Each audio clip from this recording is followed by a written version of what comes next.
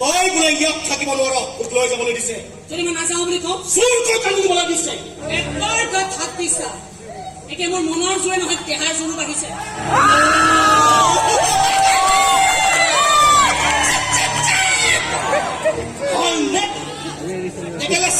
এবাৰ তোৰ হাতৰ জোৰ তোক এনেও ইয়াৰ পিছত আমি এনেকে হাতে হাত ধৰিয়ে আগুৱাই যাব লাগিব ন।